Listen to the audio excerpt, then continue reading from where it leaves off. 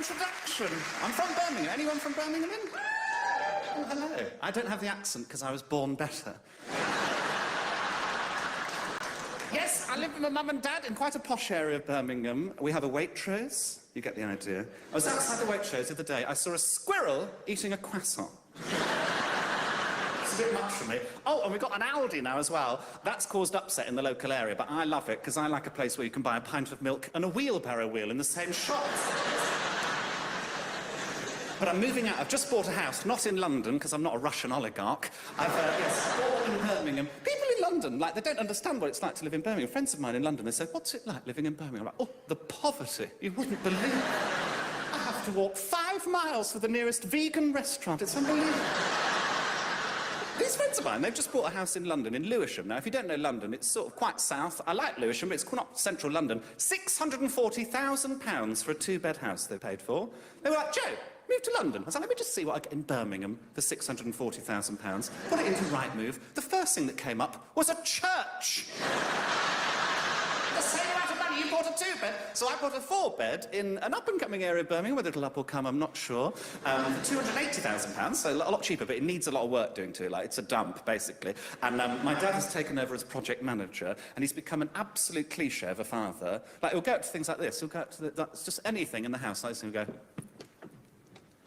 Yeah. Won't tell me what's happened.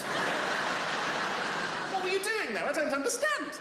There's an official reason why he's the project manager, which is that I'm too busy. I'm too busy to do the works myself, coordinate the works. The real reason is I can't speak to tradesmen. Look at my nails. He speaks to the electrician over WhatsApp. He doesn't like an emoji. So, yes, I was interested about buying a house in London, because a friend of mine was trying to buy here. He found somewhere on Gumtree, he was looking for on Gumtree, did a bit of emailing back and forth with this girl on Gumtree, realised pretty quickly that this is a scam. And so he sent all the emails that he'd done already over to me and just put in the subject line, do your absolute worst. So the girl who was trying to advertise this property, her name was Gemma. So I just started a fresh email. I wrote, hello, Gemma. I'm contacting you regarding the apartment listed on Gumtree. I'm interested in a viewing and wanted to arrange. Regards, Joe Lycett. This is the reply that I got. Hello, Mr. Joe. The flat is situation in the London borough of Islington, a beautiful area with park and facilities. I had a look on Google Maps for the nearest facilities. They are Pentonville Prison. In order to do the viewing, I would need to come to you from my residence in Stockholm. This is obviously very expensive for me, so I need assurance that you are interested and have available funding. I need you to pay a deposit of $220, which you will have returned to you immediately on viewing. This is to be arranged by my trusted partner, moneytoindia.eu. Seems legit. I will also need your current address to send documentation to. Please contact me to arrange. Thanks, Gemma. So I thought I'll just start off with just a slightly weird reply. I replied, hi, Gemma. Thanks for your speedy reply. What a coincidence that you are in Stockholm. I am on holiday there right now. It wasn't, of course. I was in my garden in Birmingham having a glass of Prosecco. Let's meet and discuss and arrange the viewing. My current address is 118 New Oxford Street, London, WC1A 1HL. That is the address of a Dorothy Perkins.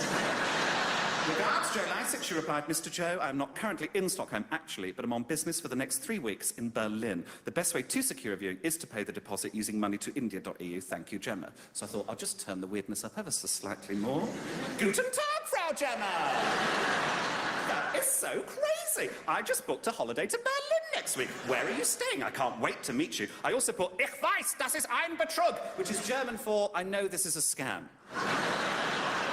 Thanks, Joe. She didn't spot it. She replied, Mr. Joe, I will be very busy in Berlin and will not be able to see you. You must pay the deposit or I cannot secure the viewing. Thank you, Gemma. So I left it a couple of days and then I replied, Gemma, I'm here. Where are you? And I had been to Berlin about 2 years ago on a holiday, so I attached this picture of me at Potsdamer Platz just to give it a sense of realism, you know. Pull the willies up ever so slightly. She replied, Mr. Joe, I am no longer in Berlin on business. If you would like a viewing, you need to pay the deposit. So I replied, Gemma, what a pity. I suppose I will have to pay the deposit. I hope you don't mind, but I have an old friend who works at the FBI, and I'm just going to ask him to do a quick check to make sure this isn't a scam. Thanks, Joe. Very quick reply to that one. Mr. Joe, the property is no longer available, sadly, so the check will not be possible. Please confirm you've received this. I didn't reply. I got another one. Mr. Joe, did you receive my last email? To be honest, I got quite a few of these. Some of them quite manic in bold, this kind of thing. Mr. Joe, the property no longer available. Really panicked. I left it another couple of days, and I replied, Frau Gemma.